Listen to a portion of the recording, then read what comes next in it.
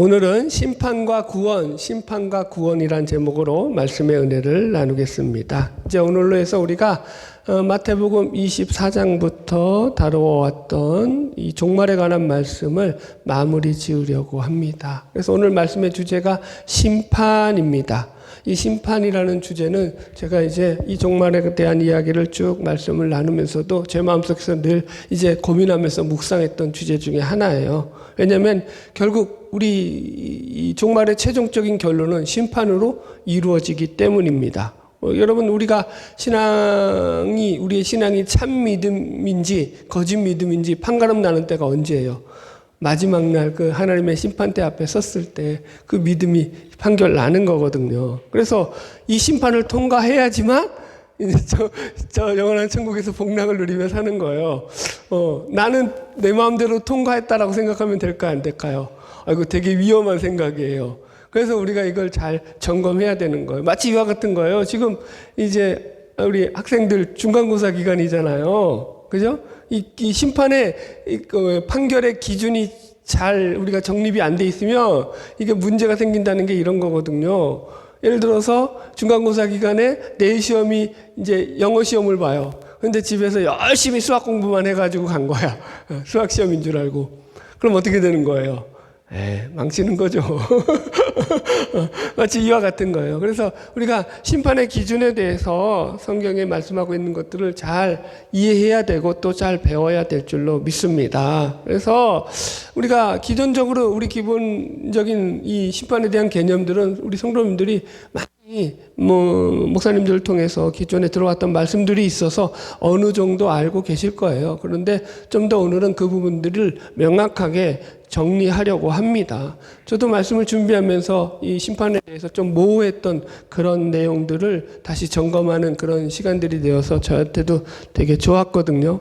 오늘 이제 그래서 이 심판과 관련해서 세 가지를 제가 여러분들하고 주제로 나누어서 말씀을 살피려고 하는데요. 첫째가 이 본문에 나온 말씀 풀이에요. 그래서 여기서 작은 자라고 표시되고 있는 이 작은 자를 대접하는 것과 무시하는 이 일이 어떻게 심판과 연결되어지느냐 라는 것이 첫 번째 나눌 내용이고요. 두 번째는 그것을 바탕으로 해서 심판과 행위에 대한 문제를 제가 다루어 드릴 거예요. 그리고 마지막 세 번째는 심판과 구원에 대해서 말씀을 나누려고 합니다.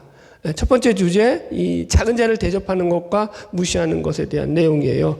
이제 오늘 본문 말씀에서 우리가 풀어야 될 내용이거든요. 이게 어떻게 심판과 연결되어지느냐라는 것을 우리가 이제 생각해 봐야 되는데요.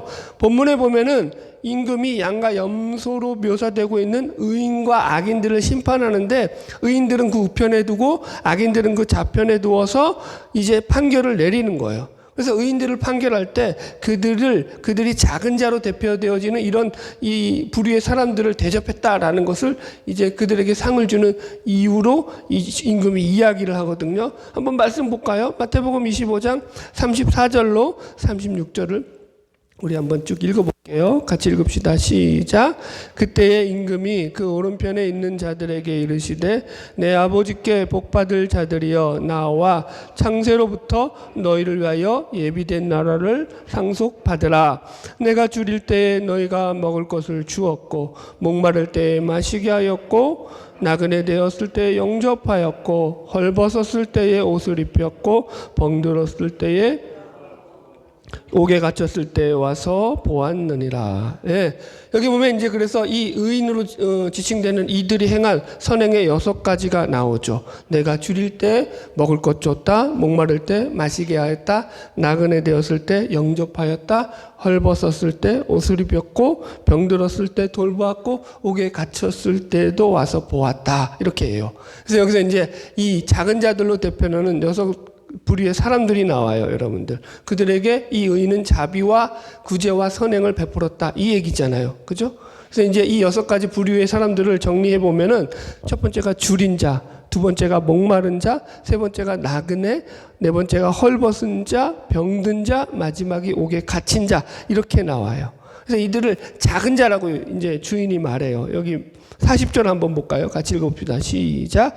임금이 대답하여 이르시되 내가 진실로 너희에게 이르노니 너희가 여기 내 형제 중에 지극히 작은 자 하나에게 한 것이 곧 내게 한 것이니라 하고. 예. 그러니까 우리는 이 말씀을 가지고 이렇게 풀이할 수 있어요. 하나님의 나라를 이루어가는 의인들의 삶, 구원받는 신자의 삶이 뭐냐? 한마디로 이 작은 자로 대표되어지는 이런 소자들을 영접하고 대접하는 일이 삶이다라고 이렇게 우리는 이 본문을 해석할 수 있습니다. 그럼 반대로 악인들의 삶은 어떠하냐라는 거예요. 반대겠죠. 이 작은 자들을 무시하고 멸시하며 외면하고 살았다라는 거예요. 41절로 43절 읽읍시다. 같이 시작. 또 왼편에 있는 자들에게 이르시되 저주를 받은 자들아 나를 떠나 마귀와 그 사자들을 위하여 예비된 영영한 불에 들어가라. 내가 줄일 때에 너희가 먹을 것을 주지 아니하였고 목마를 때에 마시지 아니하였고 나그네 되었을 때에 영접하지 아니하였고 헐벗었을 때에 옷 입히지 아니하였고 병들었을 때와 옥에 갇혔을 때에 돌보지 아니하였느니라 하시니. 예. 그래서 이들이 지금 주님을 대접하지 아니하였다라고 이제 임금이 얘기하니까 그럼 악인들이 묻는 거죠. 항변하는 게 뭐예요? 우리가 언제 그렇게 했냐는 거예요. 우리가 언제 대접하지 않았느냐 주님을. 그러니까 여기 44절에 이렇게 말해요. 같이 읽읍시다. 시작. 44절 5절 같이 읽읍시다. 시작.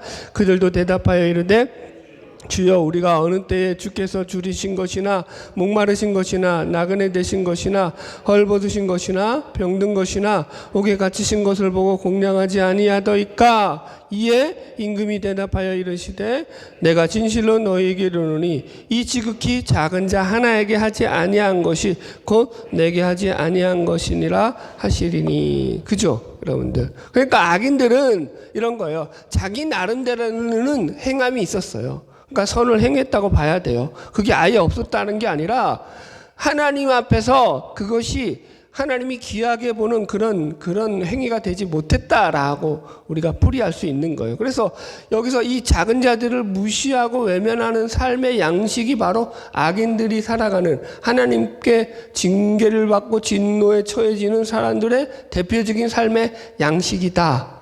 예. 지난주에도 대충 이렇게 했어요. 기억나시겠지만. 그래서 이제 우리가 살필 게 뭐냐면, 여기서 이제부터 들어가는 거예요. 여기서 작은 자라는 말이 그러면 하나의 핵심 그 키워드잖아요.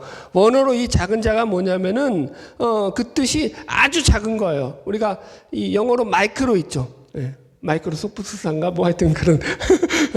마이크로가 작다라는 뜻이잖아요. 큰 거의 반대말, 가장 작은 것 중에 하나가 마이크로인데, 이 작은 거 마이크로보다도 더 작은 게 이 원문에 나오는 작다라는 말의 의미예요. 그러면은 뭐예요? 아주 작다라는 거예요. 최고로 작은 거예요. 그러니까 이게 지금 이걸 갖다가 이제 6가지 부류의 이 작은 자들을 제가 제 식으로 이걸 풀이해서 설명하면 이런 거예요. 이 사람들이 물질로 치자면은 이 동전 한 푼 없는 거지예요. 완전 거지인 거죠. 그리고 또 이제 직업으로 치자면은 돈벌이도 안 될 뿐만 아니라 사람들에게 무시받고 천대받는 그런 직업을 가진 자들이에요. 이걸 이제 가정적으로 치자면 이런 거예요. 고아와 가부 같은 거죠. 이제 가장이 죽었는데 재산을 하나도 남겨놓지 않고 죽었어요. 그리고 자식들은 줄줄이 딸려 있는 거죠. 갑자기 우리 집안이 생각나네. 그럼 어떻게 되는 거예요? 남은 자식들과 그 아내는 엄청나게 고생을 하는 거죠. 그런 거고요. 또 사회적으로 보면은 사회적으로도 사회 속에서 인정받지 못하고 소외된 집단을 가리키는 거예요. 그러니까 사회에서 완전히 구성원으로 이 사람들을 받아들여지지 않는 존재들. 예를 들어가지고 그 당시에는 나병 환자라든가, 그죠? 귀신 들린 자라든가 이런 자들, 그죠? 각종 질병에 걸렸던 자들은요. 그들이 이제 사회 속으로서 사회 구성원으로 받아들여지지 않고 외곽에 가서 따로 살아야 될 정도로 그런 시스템을 가지고 있었거든요. 그러니까 지금 제가 이렇게 설명하니까 좀 이해가 오시나요? 예수님께서 이런 자들은 늘 예수님의 공생의 기간 동안에 말씀을 전하시면서 예수님이 함께 만나시고 교제를 나누시고 고치시면서 함께 했던 자들이 바로 이 부류의 사람들이에요, 여러분들. 그죠? 예수님이 공생의 기간에 대궐 궁궐에 들어가셔가지고 높은 지위에 있는 사람들을 만나시거나 혹은 귀족들이나 왕족들과 어울리지 않으셨어요, 예수님은요. 늘 가난한 자들과 늘 병든 자들, 늘 소외된 자들을 찾아가셔서 그들을 만나시고 그들과 함께 하셨거든요. 그래서 예수님의 별명이 뭐였죠? 바리새인들이 붙일 때 저는 세리와 죄인의 친구로다, 이런 별명을 붙이잖아요. 자, 이제 이런 상식을 가지고 이제 말씀을 좀 들어가 보면은 성경에서는요, 거룩을 이렇게 설명을 하고 있어요. 제가 읽어 드릴게요. 야고보서 1장 27절. 하나님 아버지 앞에서 정결하고 더러움이 없는 경건은 곧 고아와 가부를 그 환난 중에 돌보고 또 자기를 지켜 새 속에 물들지 아니하는 것이다. 경건이 뭐라고요? 거룩이 뭐라고요? 예, 고아와 가부를 돌보는 거야. 그게 경건이고 거룩이야. 이렇게 말하더라는 거죠. 우리가 생각하는 것과 좀 달랐죠, 여러분들. 그러니까 구원받은 신자의 삶, 하나님의 나라를 이루어가는 자녀들의 삶이 바로 이런 모습이라는 거예요. 거룩의 원리에 대해서 잠깐 설명을 드릴게요. 여기 야고보서 1장 27절에 야고보 성생이 하는 말이 뭐냐면은 이 거룩은 자기를 지켜 새 속에 물들지 아니하는 것이다, 이렇게 말해요. 그러니까 쉽게 말해서 세상과는 좀 구별된 삶을 사는 거예요, 하나님을 믿는 자들은. 근데 그 구별된 삶을 살아간다는 것을 좀 더 설명하자면 우리가 하나님 나라를 우리 삶 가운데서 이루어 갈 때에 하나님의 통치를 인정하고 받아들이고 하나님의 뜻과 하나님의 말씀에 순종하는 삶을 살아가는 것이에요. 예. 예. 여러분들. 따라오셨죠? 네, 네. 자, 그러면 여러분들, 그런 대표적인 하나님의 나라가 우리 마음 가운데 임해서 하나님의 통치가 이루어지는 삶의 대표적인 삶의 양식이 뭐라는 거예요? 대표적인 게 바로 이런 작은 자를 대접하는 일이다라고 지금 성경이 풀이하고 있더라는 거예요. 그게 경건이고 거룩이라는 거죠. 이게 왜 거룩이고 경건이 되냐? 이런 삶이야말로 하나님의 사랑과 긍휼을 입은 자로서 그 은혜와 사랑과 긍휼을 기억하는 가장 대표적인 모습이 되기 때문인 거예요. 자, 이렇게 설명할게요. 우리가 하나님의 사랑을 입어서 구원을 받았습니다. 아멘. 네, 여긴 동의하시죠? 하나님의 은혜와 사랑이 아니면 우리의 능력과 힘으로 구원받을 수 있어요, 없어요? 아무도 없어요. 우리가 하나님 앞에 뭘 갖다 바친들, 여러분, 그걸로 우리의 구원을 이룰 수 있어요, 없어요? 구원은 그렇게 이룰 수 있는 게 아니에요. 하나님의 전적인 은혜와 사랑으로 구원을 이루었단 말이에요. 우리의 공로와 자랑이 없단 말이에요. 우리의 실력으로 이룬 게 아니라는 거예요. 오히려 우리는 하나님이 우리를 구원하실 때 우리가 어떤 생각을 가지고 있었죠? 지금도 마찬가지일 거예요, 여러분들. 네. 여러분들 속에서 이제 믿음이 약해질 때 어떤 마음이 들어요? 하나님에 대해서 이게 하나님 우리 이러죠,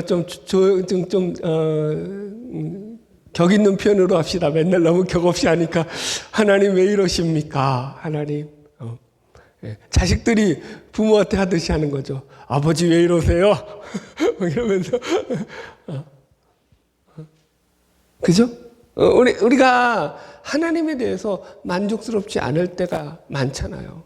근데 우리가 하나님을 모를 때는요, 이게 아주 심하다고요. 이게, 그러니까 하나님이 나랑 무슨 상관인데, 내가 왜 그런 존재를 믿어야 되는데, 하나님을 대적하고 살죠, 우리는 늘. 내 삶이 내가 살고 싶은 대로 사는데, 그게 뭐가 문제야? 라고 이야기를 한단 말이에요. 그런 삶에서 하나님의 사랑과 은혜가 우리 가운데 부어져서 우리가 구원받은 거거든요. 그럼 여러분들 우리 마음에 구원받은 신자라고 하면은 정당한 우리 마음 가운데 생겨나는 마음 중에 하나가 뭐냐면 그 하나님이 어떤 분이시길래 나를 구원하셨느냐라는 마음이 들어오게 돼 있어요. 하나님에 대해서 내가 알고 싶은 마음이 들어요. 이런 거죠. 여러분들에게 누가 호의를 베풀었어요. 누가 나한테 큰 어떤 자선을 베풀어 줬어요. 그러면은 나에게 호의를 베풀고 자선을 베푼 그 사람에 대해서 여러분들 알고 싶은 마음이 들까요? 안 들까요? 뭐 안 들면 어쩔 수 없지 뭐. 나는 돈만 주면 됐어. 그래. 그게 여러분 이게 정상적인 마음이 아니잖아요. 그러니까 하나님을 알고 싶어 한다니까요. 그러면서 하나님이 뭘 기뻐하고 하나님이 뭘 싫어하고 이걸 우리가 이제 생각하게 되는 거예요, 여러분. 그러면서 마음이 우리가 하나님께로 자꾸 우리의 마음이 돌아서는 거죠. 우리의 마음이 하나님을 향해 가는 거. 이걸 갖다가 구원이라고 한다고요. 우리 복음성가 이제 우리가 이따가도 부를 텐데 하나님 아버지의 마음 찬양에 보면 그런 가사가 있잖아요. 아버지, 당신의 마음이 있는 곳에 나의 마음이 있기를 원해요. 아버지, 당신의 눈물이 있는 곳에 나의 눈물이 고이길 원해요. 그러니까 이거거든요. 그러니까 하나님의 마음과 내 마음이 동떨어져 있지 않고 하나님의 마음을 내가 따라가고 자꾸 추구하게 되는 거예요. 자, 보세요. 죄인된 본성상 우리의 마음은요, 어떤 마음을, 하나님을 외면하고 살 때에, 하나님 없이 살아갈 때 인간의 마음은요, 어떤 마음을 추구하게 되냐면은요, 항상 자기 중심성에 빠져서 자기를 위하는 마음을 가지고 살아요. 최고 좋은 게 뭐예요? 내가 잘 되는 거, 내가 복 받는 거, 내가 성공하는 거, 거기다가 조금 넓어지면 내 가족이 잘 사는 거. 여기서 안 벗어나요, 여러분들. 자꾸 우리의 시선은요, 우리 자신의 복과, 그죠? 우리 자신의 성공과 번영에 눈을 돌리지, 절대로 여러분들 타인에게 먼저 안 돌아간다니까요. 그래서 우리 안에 하나님의 마음을 품게 됐다라는 게 바로 구원받은 신자의 대표적인 그런 모습이 되는데, 그런 것들이 이제 자기만을 바라보던 시각에서 타인을 바라보는 시각으로 바뀌게 되는 거예요. 이게 이제 거기서 하나님이 심판을 하시는 그 큰 기준이 되는 거죠. 자, 이제 좀 더 들어가 볼게요. 두 번째 주제인 여기서 그래서 우리가 심판과 행위의 문제에 대한 부분들을 다루게 됐는데요. 성경이 증거하고 있는 것은요, 마지막 종말의 때에 하나님의 심판이 의인과 악인으로 대표되는 자들의 그 행위를 가지고 심판하고 있다라는 거예요. 그래서 우리가 마태복음 24장부터 다루고 있는 종말과 관련된 이 본문의 모든 비유들이 전부가 다 그런 구조로 이루어져 있어요. 자, 열처녀 비유 생각해 보세요. 그때도 어떻게 이 둘로 나누냐면 슬기롭다 미련하다는 게 어떻게 나누냐면 한쪽은 등과 기름을 충분히 준비한 쪽이고 한쪽은 준비하지 않는 그 행동, 그 행위 때문에 지혜롭고 미련하다가 나누잖아요. 그죠? 달란트 비유도 마찬가지예요. 5달란트, 2달란트 맡던 자들은 그들이 받은 그 달란트를 가지고 뭐 한 거예요? 장사해가지고 이윤을 남긴 행위. 그죠? 또 반대로, 미련한 1달란트 받은 자는 그러니까 게으르고 악한 종은요, 1달란트를 땅에 묻어가지고 아무것도 하지 않은 그것도 어쨌든 행위죠. 그죠? 그걸로 인해서 이게 지금 구분이 됐잖아요. 여기도 마찬가지죠. 6가지로 분류되는 작은 자로 대표되는 이들을 대접하고 영접하는 행위와 그들을 무시하고 외면했던 이 행위가 뭐예요? 구분이 돼서 이 둘로 나뉘어졌거든요. 그죠, 여러분들? 그래서 이게 겉으로만 보면은 우리가 그동안 배워왔던 어떤 이 심판에 대한 그런 어떤 기준이죠. 신자는 믿음으로 인해서 심판을 받지 않는다. 라는 개념과는 이게 서로 믿음으로 우리는 심판 안 받는데? 라고 생각하는 것과 좀 이게 대치되어 있어요. 그래서 심판에 대한 기본 개념들을 다시 정리하고 이 부분을 제가 정리해 드릴게요. 심판과 관련해서 우리가 일단 기본적으로 배워왔던 것들은 뭐냐면 믿는 자들은 심판을 받지 않는다라는 거예요. 대표적인 성경 말씀이 요한복음 3장에 예수님이 하신 말씀이에요. 요한복음 3장 18절 보면은 그를 믿는 자는 심판을 받지 아니하는 것이요. 그를 믿지 아니하는 자는 하나님의 독생자의 아들의 이름을 믿지 아니함으로 벌써 심판을 받은 것이라. 그래서 예수님께서도 그를 믿는 자는 심판을 받지 아니할 거다라고 직접 예수님이 말씀하셔요. 요한복음 5장 24절에도 나와요. 내가 진실로 진실로 너희에게 이르노니 내 말을 듣고 나 보내신 이를 믿는 자는 영생을 얻었고 심판에 이르지 아니하나니. 심판에 이르지 아니한다. 예수님이 이렇게 직접 말씀하셨어요. 그러니까 이 말씀은 예수님이 말씀하신 거니까 틀릴 수 없죠. 그래서 이걸 근거로 해가지고 믿는 자들은 심판을 받지 않는다라는 것이 기본적인 개혁주의 신학의 정론이에요. 그런데 이게 그냥 이렇게 쉽게 끝나버리면 될 텐데 성경에는 믿는 자나 안 믿는 자나 다 그 행위로 심판을 받는다는 내용들이 무지하게 많이 나오거든요. 이제 얘기를 하겠지만. 그러니까 여기서부터 이제 우리가 헷갈리기 시작하는 거예요. 그건 뭐냐라는 거예요. 그래서 개혁주의 신학을 이걸 어떻게 정리했냐면은 하나님의 심판대 앞에 설 때 믿는 자도 서고 안 믿는 자도 다 심판대에 선다. 그런데 믿는 자들은 어떻게 심판을 받냐면 상급 심판. 그래서 상급 심판을 받는다고 말하고 있고 믿지 않는 자들은 영벌 심판을 받는다. 이렇게 말을 해요. 그런데 이게 많이 부족해요. 설명이. 그래서 저는 이 부분에 대한 설명을 오늘 좀 해드리려고 하는 거예요. 왜냐하면 이렇게 설명하면 여기에 어떤 오해가 생기냐면은 이런 거예요. 우리가 믿음으로 말미암아 상급 심판을 받는다고 하니까 여기에는 행위가 전혀 관여되어 있지 않다라고 생각을 하는 거예요. 이게 오해예요. 성경에는 믿는 자들도 그 행위에 따라서 그 행위로 심판을 받는다라는 말씀이 아주 많이 나와요. 오늘 본문도 그런 내용들이었잖아요. 이걸 그래서 또 어떤 이들은 오해해가지고 이걸 행위 구원론자들은 이렇게 말해요. 봐라, 행위로 심판받지 않느냐. 그 행위로 구원받는 거야. 라고 말을 한다고요. 뭐가 맞나요? 여러분들. 막 이제 헷갈려 놔야지 이제 정리가 돼야지. 예. 이제부터 이제 하나하나 이제 맞춰봅시다. 자, 큰 틀에서 모든 인간은요, 하나님의 백보자 심판대 앞에서 다 심판을 받아요. 이게 대전제예요. 의인이나 악인이나 다 심판은 다 받아요. 이제 그 세부적인 내용을 들어가 봅시다. 그럴 때 그리스도 앞에 설 때 우리 신자든 불신자든 모든 사람은 그의 행위에 따라서 심판을 받는다라는 것이 성경에 기록되어 있어요. 그러니까 이게 맞아요. 그러니까 자, 읽어드릴게요. 고린도후서 5장 10절. 이는 우리가 다 반드시 그리스도의 심판대 앞에 나타나게 되어 각각 선악간에 그의 몸으로 행한 것을 따라 심판을 받으려 함이라. 그죠? 또 읽어드릴게요. 마태복음 16장 27절. 인자가 아버지의 영광으로 그 천사들과 함께 오리니 그때에 각 사람이 그 행한 대로 갚으리라. 그 행위로 하나님이 심판하신다는 거예요. 계시록 20장 12절. 내가 보니 죽은 자들이 큰 자나 작은 자나 다 그 보좌 앞에 섰는데 죽은 자들이 자기 행위를 따라 책들에 기록되는 대로 심판을 받으리. 그죠?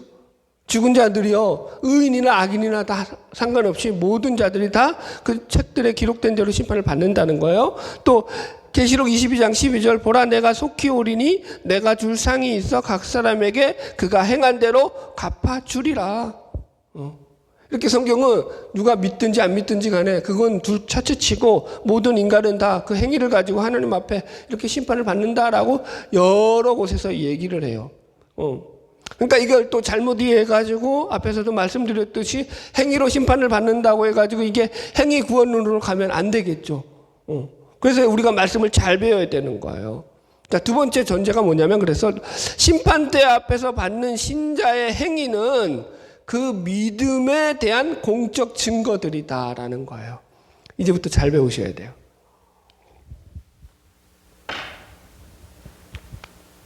그러니까 이런 거예요. 우리가 심판대 앞에서 우리 행위를 이제 심판을 받게 되는데 그 심판은요, 어떤 그 행위는 어떤 의미가 있냐면은 우리의 믿음이 진짜인지 거짓인지 가짜인지를 갖다가 분별하기 위해서 증거로 제시되어지는 그런 증거들이에요. 공적 증거들이라는 거예요.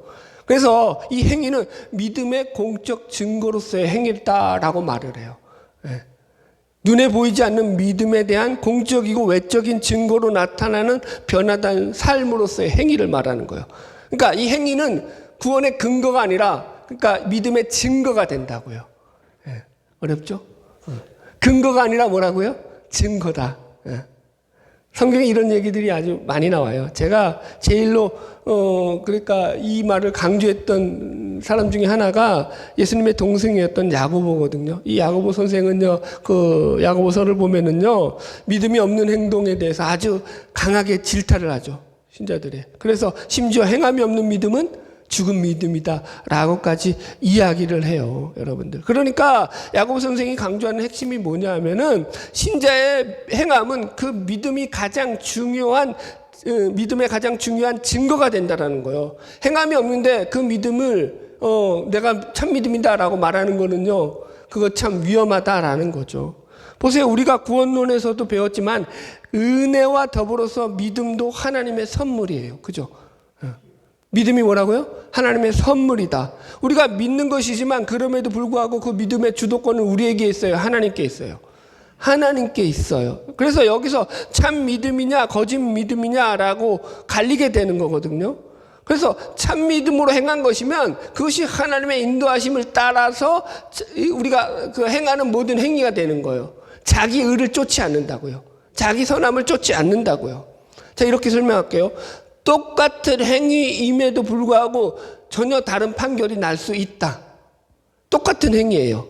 자, 가정을 해볼게요. 예를 들어서 만일 두 사람이 있는데 두 사람 다 예수를 믿어요. 그래서 똑같이 살았다고 합시다. 행위적으로. 둘 다 교회를 나와요.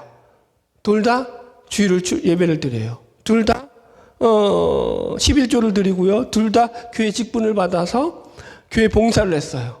그리고 또 둘 다 세상에서도 구제와 봉사하는 일을 행했다고 합시다. 그러니까 겉으로 보면 행위에 있어서는 차이가 있어요, 없어요? 차이가 없어요. 그런데 보세요.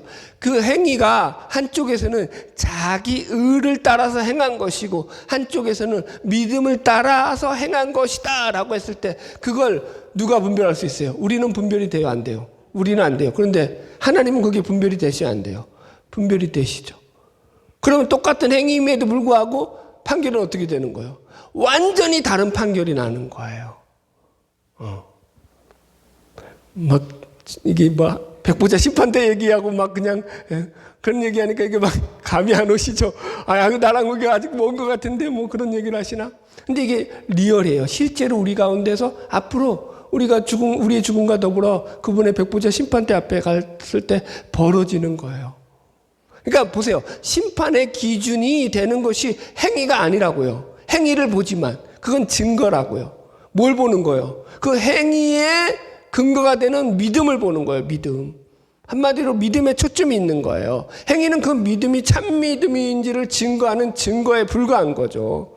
예전에 제가 어느 목사님의 설교 가운데서 들었던 얘기예요. 이제 어느 그 교회도 크지 않은 교회였는데 새로운 새신자가 왔어요. 그런데 아주 이 은행원으로서 아주 뭐랄까요, 젠틀하고 그렇게 이제 좀 그런 매너가 좋은 그런 분이셨어요. 그래서 새신자인데도 불구하고 사람들로부터 아주 관계도 좋고 그렇게 잘 주일도 안 빠지고 예배도 잘 드리고 하니까 금세 이제 사람들로부터 인정을 받고 그래서 한 2, 3년 다니고 난 뒤에 이분이 이제 집사 직분을 받게 되셨어요. 그러면서 이제 교회에서 은행원이다 보니까 이 재정을 관리하는 그 재정부에 또 이분이 들어가게 됐어요. 그러니까 교회 재정을 관리하다 보니까 교회가 이제 작은 교회다 보니까 사정이 어려울 때는요, 이분이 사는 게 여유가 있었어요. 삶에 여유가 있다 보니까 자기 사비로 그 교회 재정도 채워놓고, 그러니까 교회 많은 유익을 주고 도움을 주셨죠.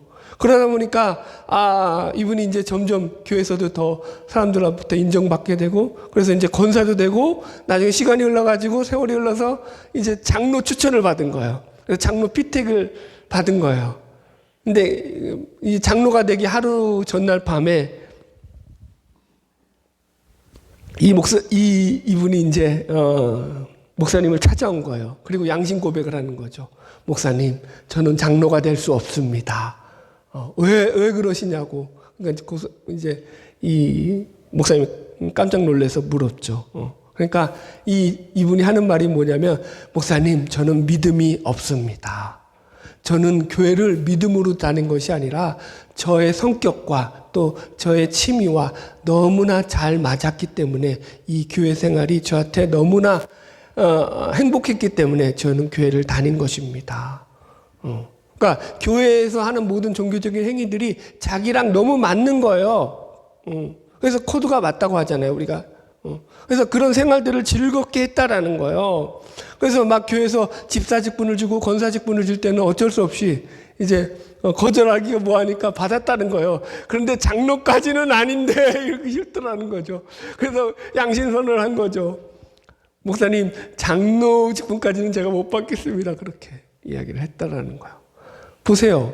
교회에 그렇게 오랫동안 다녔는데 믿음 없이도 교회를 다닐 수가 얼마든지 있는 거예요. 일예를 지금 들어드리는 거예요, 여러분들.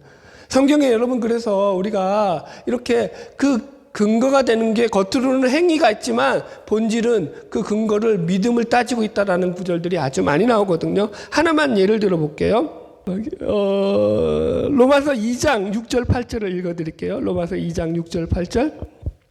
하나님이 각 사람에게 그 행한 대로 보응하시되, 그러니까 겉으로는 행위로 하나님이 심판하신다는 거예요. 보응하신다는 거예요. 참고 선을 행하고 영광과 존귀와 썩지 아니함을 구하는 자에게는 영생을 하시고, 그러니까 그들의 행위 가운데서 참고 선하고 선을 행한 것들, 그런 행위에 대해서 하나님이 영생을 주시고, 반대로 당을 지어 진리를 따르지 아니하고 불의를 따르는 자들에게는 진노와 분노로 하시니라, 이렇게 나와요. 그러니까 그 행위가 겉으로 보면 기준이 돼서 그들을 판단하고 상을 주시고 벌을 주시는 것처럼 나와요. 그런데 의외로 이 로마서 2장 11절에는요, 그 결론을 어떻게 내고 있냐면은, 이는 하나님께서 외모로 사람을 취하지 아니하심이라, 이렇게 나와요. 외모로 사람을 취하지 않는다라는 거예요. 그러니까 겉으로는 행위를 본 것 같은데 뭘 봤다라는 거야, 하나님은. 겉 외모 행위가 아니라 그 속에 있는 그 행위를 일으키는 그 사람의 마음의 그 중심, 그 본질을 보셨다라는 거예요. 외모를 취하지 않는다. 행위가 핵심이 아니다. 그 행위의 밑바닥에 있는 마음, 그 믿음을 지금 하나님이 보신다. 그 얘기가 되는 거죠. 그래서 참고 선을 행하고 영광과 썩지 아니함과 존귀함을 구하는 그 행위가 바로 하나님을 믿는 신자들의 삶의 모습인 것이고, 반대로 당을 짓고 진리를 따르지 아니하는 그런 행위들이야말로 겉으로 믿는 척하지만 하나님을 진심으로 믿지 않는 불신의 대표적인 모습이다. 예. 이해하시겠죠? 이거 잘 구분하셔야 돼요. 자, 그래서 마지막 결론 주제입니다. 심판과 구원의 문제입니다. 제가 왜 이 부분을 다루려고 했냐면, 우리 많은 신자들이 삶의 모습 가운데서 구원을 생각할 때 교회를 나오는 것으로 인해서 전부 다 구원은 따놓은 당상인 양 생각하면서 믿음 생활을 하고 있는 것에 대한 경고를 하기 위해서예요. 이게 참 위험한 신앙이라는 얘기를 하려고 해요, 여러분들. 자, 보세요. 예수님은 분명하게 믿는 자들에게 심판을 받지 아니할 것이다 라고 이렇게 말씀하셨잖아요. 믿는 자들은 심판을 받지 않는다. 그런데도 불구하고 예수님의 제자들이죠, 사도들을 비롯해가지고 모든 사복음서와, 그죠? 서신서에 보면은요, 전부 다 우리의 심판은 행위로 받을 거야. 심판대 앞에서 모든 제자들이 다 그렇게 얘기하고 있단 말이에요. 뭐가 맞아요? 네. 편 잘 드세요. 여러분, 그러니까 이게 우리가 이걸 이걸 놓치지 말아야 되는 거예요. 왜냐하면은 사도들이 왜 이렇게 말을 하느냐. 예수님이 분명히 믿는 자들은 심판을 받지 않는다라고 말씀하셨는데도 불구하고 왜 사도들은 예수님의 말씀과 상반되는 그런 주장인 것처럼 믿어도 너희들 다 심판대 앞에서 심판은 받게 돼 있어 라고 말을 하냐라는 거죠. 그 중심에 뭐가 있느냐면은 심판을 가볍게 보지 않는 그 마음의 자세가 있는 거예요. 자, 작은 첫 번째가 뭐냐면, 어느 인간도 자신의 구원을 장담할 인간이 없다라는 거예요. 여러분들 보세요. 우리의 구원을 우리가 장담할 수 있어요? 믿는 자들은 심판을 받지 않는다라고 예수님이 말씀하셨는데, 그러면은 내가 이렇게 이 믿음의 기준을 갖다가 내 마음대로 정해서 내가 그래 나는 심판을 받지 않아 라고 100% 장담할 수 있는 신자가 누가 있냐라는 거예요. 한 명이라도 있을까요? 그럼 나는 그러니까 제 비유가 제일 좋겠죠. 저만큼 열심히 사는 사람도 드물어요, 여러분들. 자, 그런데 그렇다고 할지라도 제가 하나님 앞에서 섰을 때 내가 내 기준으로, 하나님 나는 이랬으니까 나는 100% 구원받아야 됩니다, 나는 심판받지 않습니다 라고 하나님 앞에 큰 소리 칠 수 있을까요? 기분 나빠지는데 그래도 그렇게 또 대놓고 얘기를 합니까? 네. 없어요. 그런데 그죠? 아무도 그럴 사람은 없어요. 왜냐하면 이게 내가 믿음이 좋다고 백날 얘기해봤자 그건 소용이 없어요. 하나님이 판단하시는 거예요. 하나님이 결정하시는 거예요. 그러니까 이게 예수님을 믿음으로 말미암아 받는 이 구원은 공식적인 선언이 아니다. 이걸 아셔야 돼요. 이게 공식적 선언이 아니에요. 이건 백보자 심판대 앞에서 결정나는 문제지, 나는 100% 구원받았어, 그러니까 나는 뭐 어떻게 살아도 나는 구원받은 하나님의 자녀야 라고 큰소리 칠 수 있는 그런 게 아니에요. 구원은, 복음은. 여러분들, 이 결정은 하나님이 하시는 거예요. 내가 마음대로 결정했다고 해서 그게 진리가 될 수 없다라는 거예요. 여러분 보세요. 이 구원이 가진 놀라운 특징이 뭐냐면, 만일 누군가가 나는 예수를 믿고 은혜를 받아서 그래서 교회에 나와서 이제 예수 예배를 드리고 나는 하나님의 일을 기쁘게 감당하고 있어, 그러니까 나는 구원받았어 라고 말을 한다고 할지라도, 그럼 그 사람에게 당신이 정말로 하나님의 말씀에 순종함으로 당신의 삶을 살아가고 있습니까? 하나님의 통치를 인정함으로 말미암아서 하나님의 뜻과 하나님의 계획대로 당신의 삶을 살아가고 있습니까? 라고 묻는다면 예, 그렇습니다 라고 대답할 수 있으셔요? 그러는 순간 거짓말쟁이가 되는 거예요. 거짓말하면, 우리 애들한테 가끔 농담하잖아요. 너 거짓말하면 어디 간다? 그죠? 따라오셔요, 여러분들? 응? 여러분, 제가 목사잖아요. 안 그래요? 교회에서 얼마나 많은 신자들을 만납니까? 우리 성도님들을 얼마나 많이 만나요. 그러면 목사인 제가 보기에도 저분은 신앙이 좀 뒷말을 안 할게요 라고 할 수 있는, 그런데 정작 본인은 아주 믿음이 좋은 믿음인 양 그렇게 착각을 하는 분들을 종종 뵌다고요. 종종 봬요. 그럼 어떻게 되죠? 속으로 그러죠. 겉으로는 못하죠. 시험 되니까. 이거 아닌데.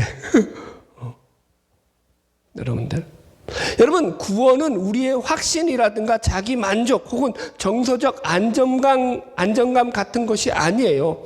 내가 확신한다고 해서 구원이 있지도 않고요. 내가 자기 만족, 나는 예수를 믿어서 너무 만족스러워, 여기에도 있지 않아요. 혹은 정서적 안정감, 나는 예수를 믿었으니까 죽어도 천국에 가 라고 내가 스스로 내 마음을 안정시킨다고 해서 거기에 구원이 없어요. 그것이 아니에요. 존 파이퍼 목사님이 쓰신 장래의 은혜라는 책을 보면은, 그분이 이 마태복음 7장에 나오는 거짓 선지자들이죠. 이들을 위선자라고 말하는데요.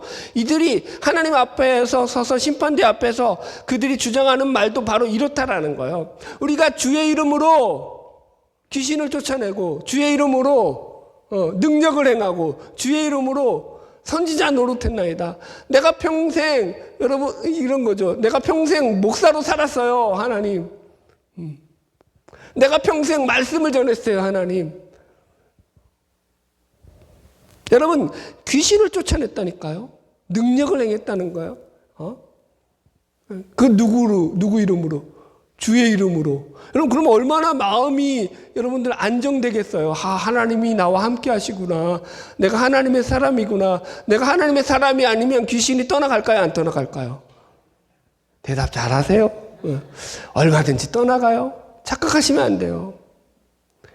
귀신이 떠나갔다고 해가지고 그것이 다 주의 능력으로 생각하시면 안 된다고요. 병을 고쳤다고 그게 다 주의 능력으로 생각하시면 안 된다고요. 짧게 제가 간증할게요. 제가 청년 시절에 이제 제가 큰 교회에 있었잖아요. 그리고 이제 시쳇말로 그때는 이제 영빨이 막 올라올 때라고 표현을 해요. 기도도 많이 하고 막 청년 시절, 그럴 때 청년 예배를 드리는데 귀신 들린 이런 젊은 남자가 하나가 들어온 거예요. 그리고 막 목사님한테 설교하는데 삿대질하고 욕을 하면서 막 대드는 거죠. 그러니까 이제 청년들이 달라붙어 가지고 교회 청년들이 그 사람을 내쫓으려고 하는데, 이 귀신이 들어가니까 꼼짝도 안 하는 거예요. 움직이지도 않는 거야. 막 감당이 안 되는 거죠. 제가 이게 올라왔다고 했잖아요. 나가가지고 그랬죠. 야, 예수 이름으로 명하노니 너 나 따라와라. 따라왔을까요? 안 따라왔을까요? 네, 따라왔어요. 안 따라왔으면 얘기 안 했지. 따라왔다니까요. 그래가지고 우리 교회가 크잖아요. 엄청 크잖아요. 세계 최대 감리교회니까 한참 복도까지 내려가지고 밖으로 나가는 데도 한 10분이 걸렸어요. 되게 크니까 끄집어내가지고, 그래서 따라가니까 따라왔어요. 그래서 이제 교회 밖으로 내보내가지고 너 다시 한번 우리 교회 들어오면 내가 가만 안 둘 거야. 예수 이름으로 명하노니 떠나가라 그랬어요. 떠나갔을까요? 안 떠나갔을까요? 떠나갔어요. 아, 이분들이 믿음이 없네. 오늘 나 설교 안 할래? 아, 진짜 마음 상했어. 아, 내가 아무리 그래도 여러분 내가 자신이 있으니까 했겠지. 뭔가 믿는 구석이 있으니까 했겠지. 떠나갔다니까요. 제 부목 시절 하나만 더 할게요, 간증을. 이제 부목 시절에도 이분이 이제 불교를 한참 섬기다가 절에서 하여튼 엄청 많이 공양도 하고, 그죠? 그 뭐야, 보살이라고 하죠. 절에서 일하는 그런 일을 한참 하다가 교회를 나오신 거야. 일이 안 풀려서. 그랬더니 이제, 근데 심상치가 않은 거야. 그 영이, 그죠? 그래서 이제 목사님하고 부구역자들하고 권사님들 몇 분 대동해가지고 집에 가서 이제 예배 드리고 찬양을 하는데 이제 이 귀신이 들려 있다 보니까 마지막 찬양을 할 때는요, 눈이 휙 뒤집혀서 사람을 보는데, 겁나더라고요. 야, 저 사람이 나를 공격하면 어떡할까? 약간 쫄았죠. 여튼 간에, 그런데 그렇게 해가지고 막 기도하고 예수 이름으로 명하노니 귀신아 떠나가라 그렇게 그런 일을 했어요. 귀신이 나갔을까요? 안 나갔을까요? 대답 잘하세요. 네. 어쨌든 나갔어요. 이런 일들이 있다고요. 그렇다고 아예 이런 일이 없다라는 걸 얘기하는 게 아니라 이런 일들이 벌어져요. 중요한 것은 자, 이런 일들이 벌어졌어요. 그럼 그것이 신앙이냐라는 거예요. 아니라고요.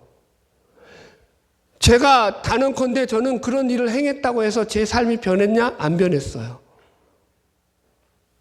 제 삶이 안 변했다고요. 그건 신앙이 되지 않는다고요.